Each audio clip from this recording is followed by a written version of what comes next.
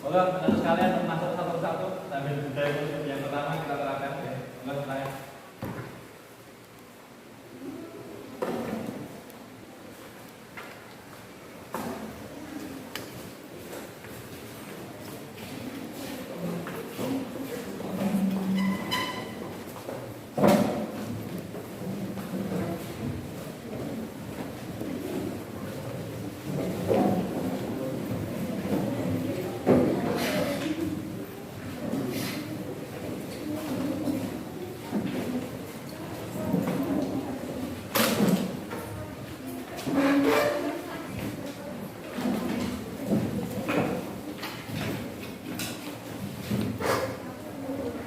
Oke, silakan. Dimulai, monggo Pak Ketua Kelas untuk pimpin berat dulu agar kegiatan pembelajaran kita pagi hari ini diberi sebuah kemudahan, kelancaran dan sebuah keberkahan. Monggo Mas Ketua untuk pimpin berat dulu.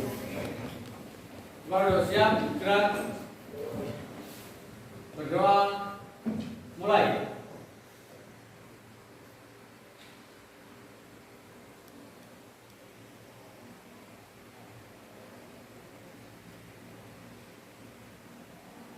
Selesai. Oke, Assalamualaikum warahmatullahi wabarakatuh. Waalaikumsalam warahmatullahi wabarakatuh. Oke, anak-anak sekalian, sebelum pembelajaran hari ini dimulai, perlu saya ingatkan kembali satu, budaya positif yang kita lakukan. Yang pertama, sebagai password kita, yaitu satu, menjemputi sampah yang ada di lingkungan kelas. Yang pertama, alhamdulillah sudah kamu lakukan semuanya. Dan password yang kedua, kamu hari ini melakukan literasi pagi. Itu dengan cara budaya positif membaca Al-Quran setiap pagi. Monggo silakan salah satu pemimpin untuk bersama-sama ngaji pagi. Monggo.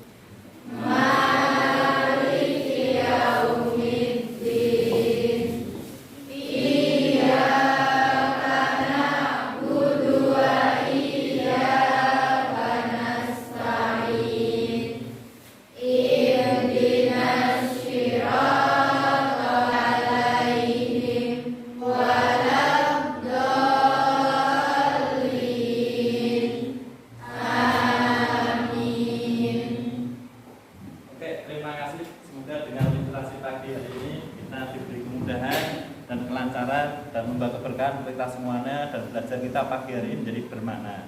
Oke anak-anak sekalian, sebelum pembelajaran hari ini dimulai, perlu saya absen dulu. Saya tanya kepada peserta didik semuanya, ada yang hari ini tidak masuk? Ada. Siapa Mbak Ayu yang tidak masuk? Ikhwan. Kemana? Izin. Oh izin. Atau mungkin ngurusi pengajian itu ya Mbak ya? Oke, terima kasih Mbak. Ada yang lain? Oke, jadi cuma Mas Ikhwan saja yang tidak masuk ya? Oke, terima kasih. Oke anak-anak sekalian, pada pagi hari ini sebelum pembelajaran kita mulai, kita ingatkan kembali budaya positif atau kesepakatan kelas yang kita sepakati sejak tahun ajaran baru. Di antaranya satu, di dalam jam pembelajaran, perlu saya ingatkan kembali satu, kesepakatan kelas yang kita buat dulu, siswa dan guru datang tepat waktu. Ya, alhamdulillah kita sudah. Cuma sudah tepat waktu jam 7 kita sudah masuk pembelajaran. Dan yang kedua, menjaga kebersihan kelas dan kebersihan lingkungan. Alhamdulillah, tapi sudah ada password untuk masuk di jam pembelajaran kimia. Anak-anak sudah memungut sampah yang ada di lingkungan. Dan yang ketiga, misalnya nanti dalam diskusi atau pembelajaran ada yang usul atau ada yang bertanya, cukup dengan satu berdiri atau mengacungkan jari. Nanti kalau ada yang bertanya, nanti cukup mengacungkan jari atau nanti berdiri, boleh. Kesepakatan yang kelima, yaitu yang keempat, saling menghargai satu dengan yang lain. Artinya apa? Kalau ada temannya yang bicara, nanti yang lainnya mendengarkan.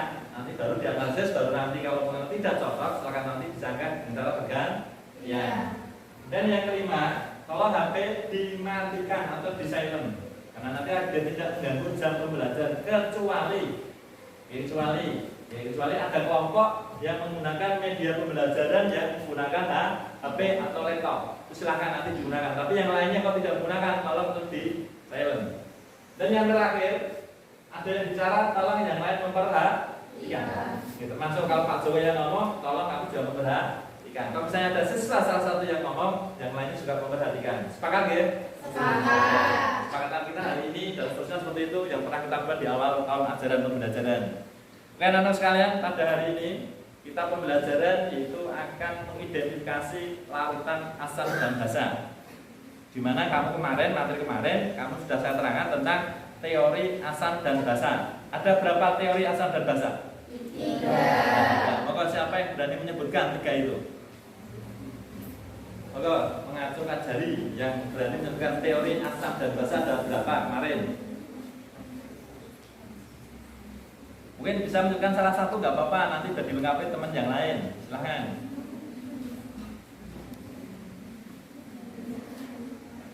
Mungkin Mel Sarah? Monggo. Yang pertama teori Arrhenius. Teori asal basa Arrhenius. Oke. Yang kedua teori Bronsted-Lowry. Teori Bronsted-Lowry, oke. Yang ketiga teori dari Lewis. Teori dari Lewis. Oke. Gimana Mbak Ayu menurut pendapat yang dilakukan Mbak Mel Sarah? Benar. Betul, alhamdulillah. Jadi kemarin kita sudah mempelajari tentang teori asal basa ada 3, nah, itu jangan sampai lupa. Nah, hari ini target kita yaitu mengidentifikasi larutan asal dan basa. Hari ini kita praktikum dengan berbagai media, dengan berbagai peralatan, dengan berbagai bahan yang berbeda-beda antara kelompok 1 sampai kelompok yang ke-5. Coba saya tanya, kelompok 1 nanti menggunakan media pembelajaran apa? Menggunakan lab virtual. Oke, menggunakan lab virtual berarti tidak menggunakan bahan yang ada di lingkungan atau di lab ya. Oke, yang kelompok 2 larutan indikator fenolftalin. menggunakan larutan indikator fenolftalin. Oke, yang ke kelompok 3 Indikator universal. menggunakan indikator universal. Dan yang kelompok 5 menggunakan indikator ketafakmus. Kelompok 4 yang terakhir Indikator alam. menggunakan larutan indikator alam. Apa yang digunakan Mbak alam yang kamu pakai sampel di situ? Kunyit. Oh, tadi ekstrak kunyit ya. Ya. Oke. Dari masing-masing kelompok mempunyai diferensiasi yang berbeda-beda. Oke. Nanti tinggal prosesnya monggo saya terangkan pada anak-anak sekalian. Oke, itu. Oke, targetnya hari ini kita mengidentifikasi larutan asam dan basa. Agar arah kita jelas, maka kita kembali ke tujuan utama. Apa? Oke, tujuan utama dari pembelajaran hari ini yaitu siswa diharapkan dapat mengidentifikasi larutan asam dan basa baik yang ada di lingkungan atau yang ada di lab secara tepat. Artinya secara tepat itu apa? Langkah-langkahnya, prosesnya, sampai hasil akhirnya. Syukur semuanya betul yang diharapkan dalam pembelajaran hari ini. Siap ya? Siap. Nah, peralatan maupun bahan anak-anak alhamdulillah semuanya sudah bawa. Bagi yang belum merasa masih kurang, Pak Joko menyediakan ada 4 larutan. Yang sudah bawa silakan nanti praktek sesuai larutan yang kamu bawa. Bagi yang belum, silakan nanti salah satu kelompok atau 2 anak yang menggunakan praktikum laboratorium lingkungan, menggunakan praktikum laboratorium di lab, silakan ngambil yang ada di sini. Ini saya sediakan larutan sabun, karena sabun saya yakin kamu nggak asing, di lingkungan kamu ada. Yang kedua larutan cuka. Larutan cuka juga kamu nggak asing, karena ini dijual bebas di masyarakat. Dan yang ketiga aki. Ya mungkin notabene di sepeda motor kamu ada akinya. Mungkin sekarang udah gak geser aki kering ya, tapi juga masih ada yang aki dalam bentuk cair atau aki basah. Dan yang terakhir larutan kapur. Yang ini menjadi dilematis yang mungkin warga Sragen misalnya banyak yang menderita penyakit di ginjal. Gara-gara apa? Air sumur yang ada di luar Sragen banyak kandungan kapurnya. Paham ya? Nah, tolong modul yang sudah saya bagikan kemarin, langkah-langkah job sheet untuk melakukan praktikum silakan dibaca, dipelajari. Saya mengharapkan tolong ada kerjasama yang baik antara personal dalam satu kelompok, karena satu kelompok isinya kan 7 peserta. Silakan dibagi bagaimana caranya praktik satu lancar, tertib, tidak gaduh, tujuan akhir tercapai. Silakan, monggo. Ini yang bagi yang belum memiliki bisa mengambil larutan yang disediakan oleh Pak Joko. Silakan, monggo.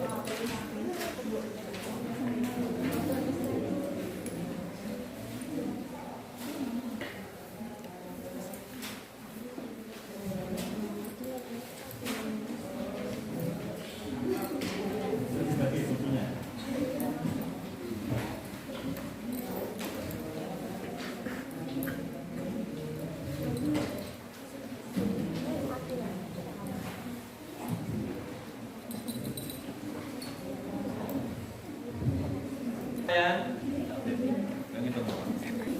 Oke anak sekalian, karena bahan dan alat sudah tersedia semuanya, silakan untuk dimulai praktikumnya. Waktunya kurang lebih setengah jam ya. Nanti sambil saya cek hasil akhirnya seperti apa.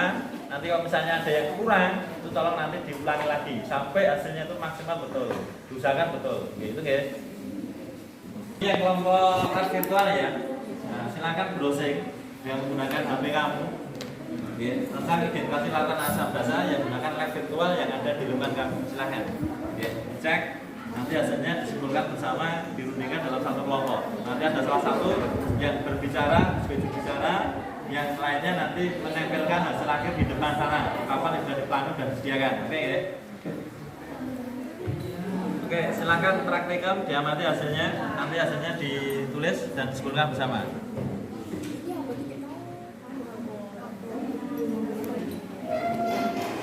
Oke, sudah selesai?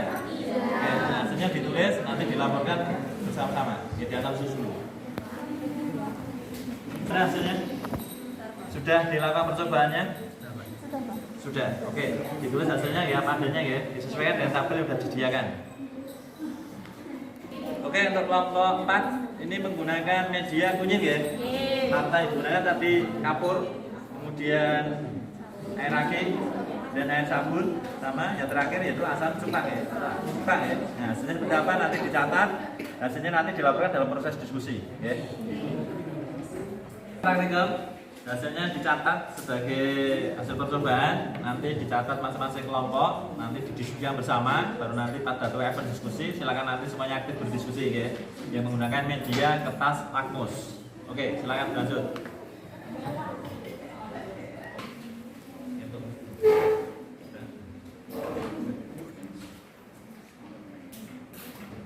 Oke anak sekalian, karena berhubung kamu sudah praktek selama setengah jam, saya ngamati kok kayaknya kamu sangat lemah sekali, lelah, ya, agar nanti segar kembali. Ayo kita membakar semangat dengan menyebutkan SMA ya. Nanti saya minta tolong kamu yang memberi jawaban, saya yang memandu gitu ya. SMA. SMA. SMA Negeri 1 Lubo. Negeri 1 Lubo. Oke, terima kasih. Sekarang kita lakukan relaksasi, monggo. Ya, relaksasi. Langkah yang pertama tolong ya, semua tangan diletakkan di pahanya masing-masing. Ya, semua tangan diletakkan di pahanya masing-masing. Sudah? Oke? Sudah? Tenang? Oke, diletakkan masing-masing. Pejamkan mata. Pejamkan mata, semua pejamkan mata. Oke. Ambil napas panjang-panjang. Tahan. Lepaskan. Saya ulangi lagi. Ambil napas panjang. Relax. Lepaskan. Sekali lagi. Ambil napas panjang-panjang. Tahan. Lepaskan. Oke, cukup. Ya. Gimana anak-anak sekalian? Setelah kita bakar semangat dengan SMA Negeri 1 Plumbung dan konsepsi realisasi, sudah kayaknya seger lagi ya? Nah, sekarang monggo akan seger lagi. Monggo saya harapkan dari masing-masing kelompok bisa melaporkan hasil praktikumnya masing-masing. Di mana masing-masing kelompok memiliki satu, bahan dan alat yang berbeda-beda, mulai dari kelompok 1, kelompok 2, kelompok 3, kelompok 4 dan kelompok 5. Monggo siapa kelompok yang berani melaporkan lebih dulu, silahkan. Monggo kelompok 4. Monggo kelompok 4. Monggo Mbak untuk menyampaikan laporan pada hasil praktikum diskusi kelompoknya. Setelah saya dan kelompok saya melakukan pengujian yaitu menggunakan indikator alam. Yang pertama, menggunakan larutan sabun yang dicampur larutan kunyit dan warna larutan berubah menjadi kecoklatan sehingga bersifat basah. Yang kedua, menggunakan larutan cuka yang dicampur larutan kunyit dan berwarna larutan berubah menjadi warna kuning yang bersifat asam. Yang ketiga, menggunakan larut aki yang dicampur larutan kunyit dan warna larutan berubah menjadi kuning yang bersifat asam. Yang keempat, menggunakan larutan air kapur yang dicampur larutan kunyit dan warna larutan berubah menjadi warna kecoklatan yang bersifat basah. Sekian. Monggo untuk hasilnya bisa dilaporkan di depan menggunakan kertas planonya di sebelah sana. Mana yang termasuk sebagai larutan asam, mana yang tergolong sebagai larutan basah. Monggo, Pak.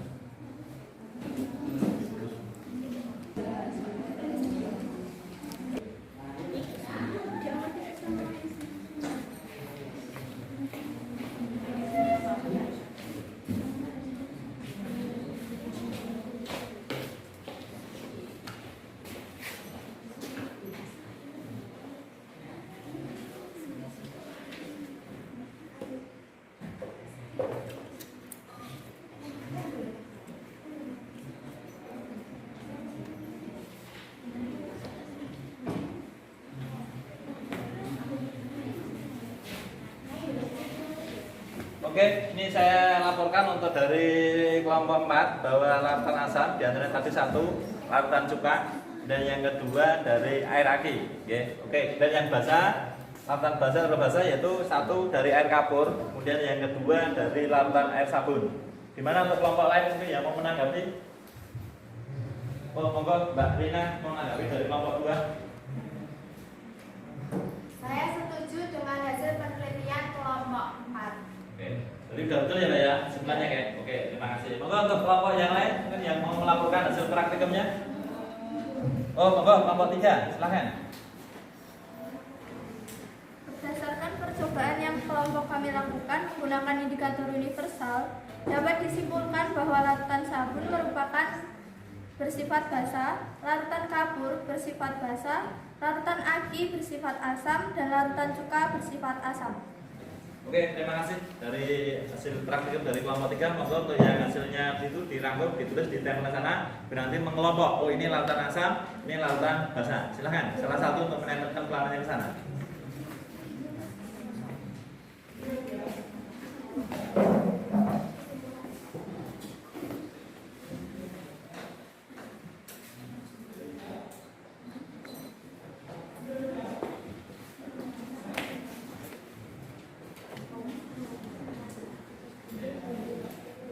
Oke, perlu saya bacakan laporan dari kelompok 3 ya. Kelompoknya Mbak Melsaro. 1, air aki bersifat asam.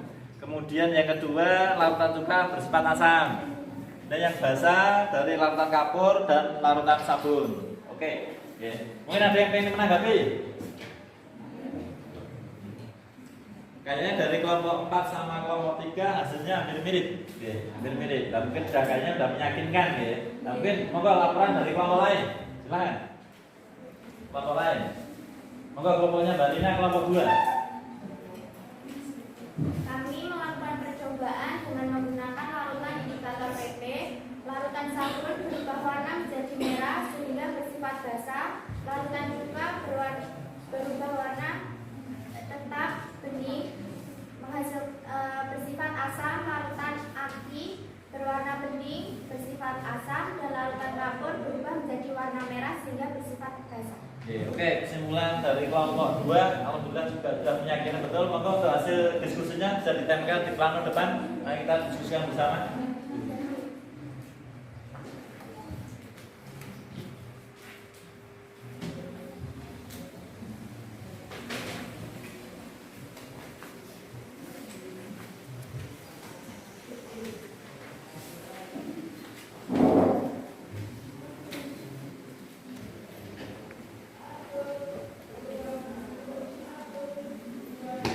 Oke, perlu saya simpulkan laporan dari kelompok 2 ya. Larutan cuka bersifat asam, larutan air aki bersifat asam, dan yang bersifat basah yaitu larutan sabun dan larutan air kapur. Oke, atur dulu untuk yang kelompok 2. Mungkin yang kelompok lain mau melaporkan, silakan. Oh, kelompok 5, silakan Mbak, kelompok 5. Saya perwakilan dari kelompok 5 di sini akan melaporkan hasil praktikum kami, yaitu identifikasi asam basah menggunakan kertas lakmus. Yang pertama yaitu larutan sabun pada kertas lakmus merah berubah menjadi biru, pada kertas lakmus biru warnanya tetap biru sehingga bersifat basal. Yang kedua yaitu larutan cuka pada lakmus merah warnanya tetap merah, pada lakmus biru berubah menjadi merah sehingga bersifat asam.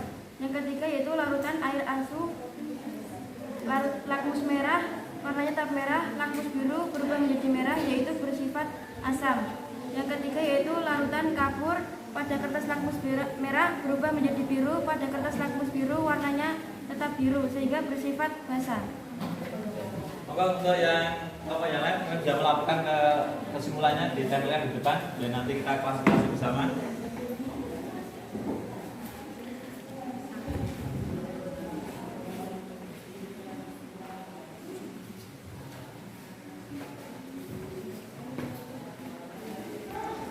Oke, ini tinggal satu kelompok yang belum melaporkan. Silakan kelompok yang terakhir yaitu kelompok 1 yang tadi medianya berbeda sendiri yang menggunakan lab virtual. Maka salah satu dari kelompok 1 untuk melaporkan hasilnya. Di sini saya akan melaporkan tentang hasil kelompok saya yaitu dengan uji lab virtual. Dari sini kami mengetahui bahwa larutan sabun memiliki pH 11 dan kami simpulkan bahwa itu bersifat basah. Lalu larutan cuka ber-pH 5 bersifat asam. Larutan aki itu memiliki pH 2 yaitu bersifat asam, dan terakhir yaitu larutan kapur memiliki pH 9 dan kami simpulkan yaitu bersifat basah. Oke, terima kasih dari laporan kelompok 1. Maka silakan salah satu mewakili untuk mengelompokkan ke dalam asam maupun ke dalam basah. Silakan.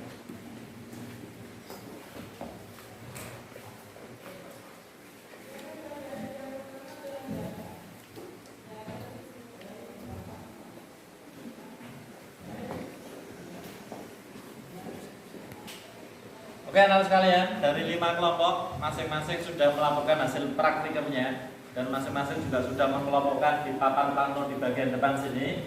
Monggo mungkin ada salah satu dari anggota kelompok dari kelompok 1, 2, 3, dan 5 satu untuk mengacungkan jari yang bisa menyimpulkan secara totalitas, baik yang menggunakan lab virtual, yang menggunakan indikator fenolphthalein, yang menggunakan indikator universal, kemudian yang menggunakan kunyit, dan yang terakhir menggunakan kertas lakmus. Silakan siapa yang berani untuk menyimpulkan secara totalitas bahwa larutan sabun bersifat bla bla bla bla, larutan cuka bersifat bla bla bla bla. Silakan, monggo. Oh, Mbak Ayu, silakan Mbak Ayu. Oke, monggo. Nanti ada 2 orang, nanti Mbak Ayu dulu. Nanti sama enggak?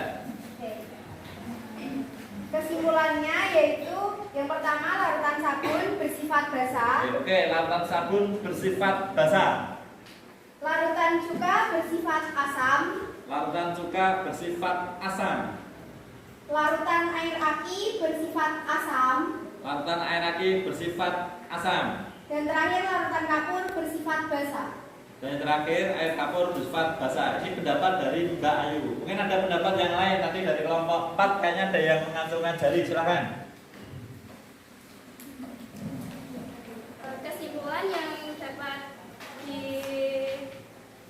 yang dapat diambil yaitu larutan sabun bersifat basah, larutan cuka bersifat asam, larutan air aki bersifat asam, dan larutan kapur bersifat basah.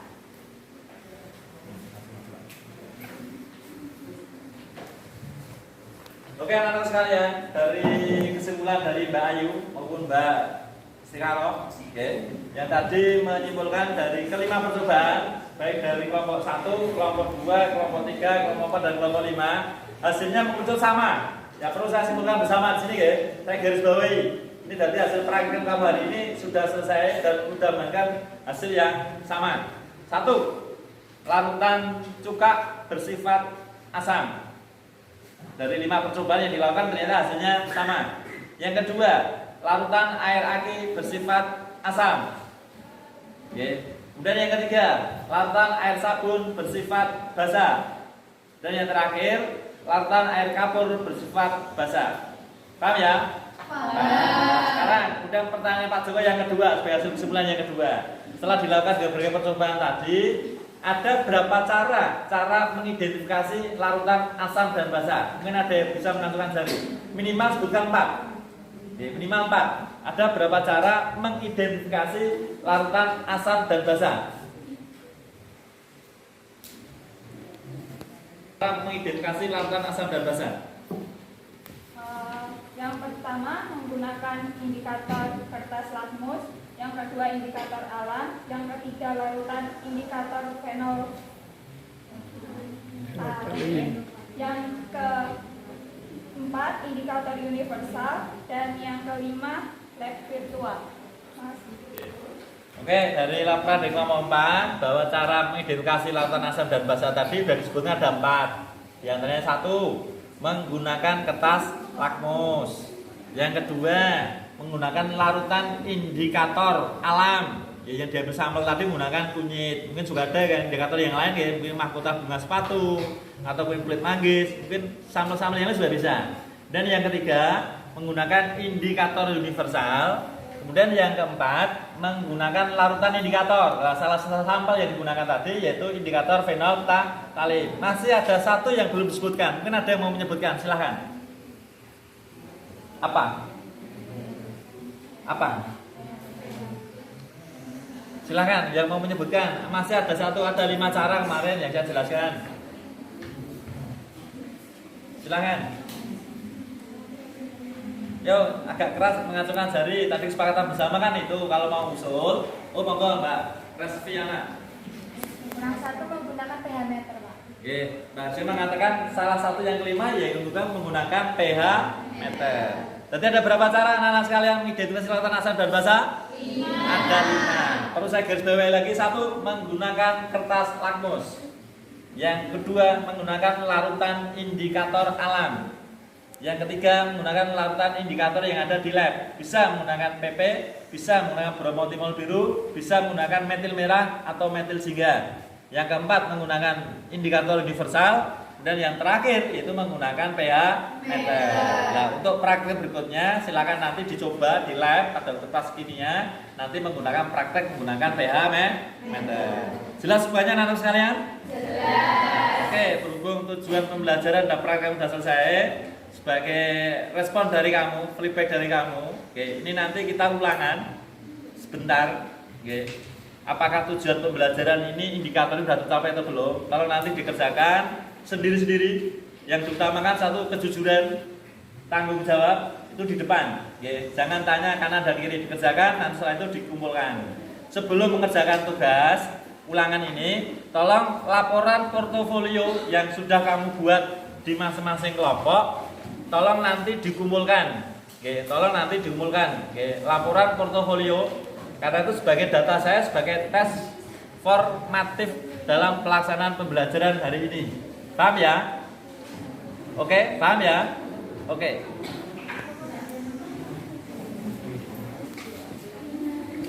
Oke, anak-anak sekalian, hari ini kita yang terakhir di jam pembelajaran hari ini kita ulangan sebentar. Oke. Untuk mengevaluasi seberapa jauh dari serap kamu dalam pembelajaran praktik hari ini. Tolong nanti dikerjakan 1, sama tadi kejujuran, tanggung jawab di depan. Paham ya? Oke, nanti dibagi masing-masing anak punya 1. Dengan langkah 1 tulis nama, nomor absen, kelas, baru nanti diisi lembar jawab yang sudah disediakan di bagian sini. Paham? Oke.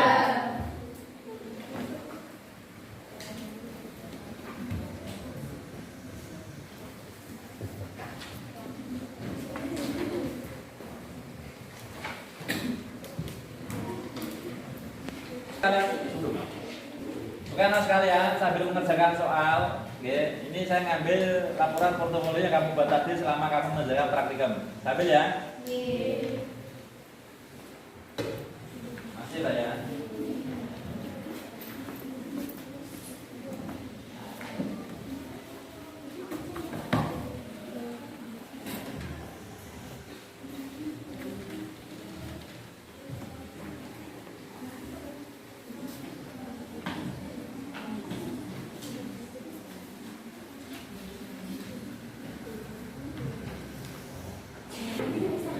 Oke anak-anak sekalian, karena waktunya sudah habis, tolong hasil pekerjaan ulangan untuk hari ini, evaluasi pembelajaran hari ini dikumpulkan, oke. Maka salah satu dari ketua kelompok untuk mengumpulkan hasil pekerjaan ulangan hariannya, silakan.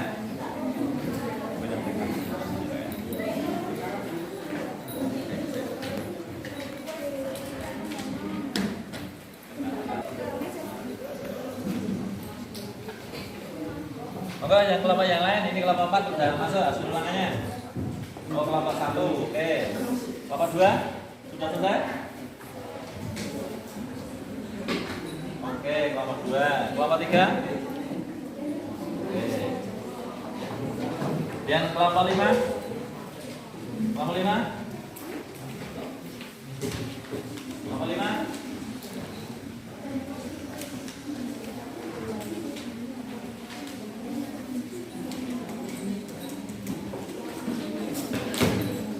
Kan anak sekalian, hasil ulangan sudah alhamdulillah dikumpulkan. Nanti untuk saya koreksi, nanti hasilnya saya bagikan minggu depan. Oke ya? Oke anak sekalian, berhubung hari ini pembelajaran sudah selesai dan ini sudah menunjukkan jam 12 siang. Tolong untuk berdoa, mungkin berdoa salah satu untuk hari ini kita pulang. Tapi sebelum pulang, tolong nanti hasil yang kamu peroleh tadi dicamkan, okay, diindapkan, dan nanti bahan-bahan yang kamu gunakan tadi dibersihkan agar kelas tetap posisi bersih. Karena budaya positif bersih itu utama, gitu ya. Nah, oke, moga untuk salah satu mungkin berdoa dulu, oke. Baru siap, gerak. Berdoa, mulai.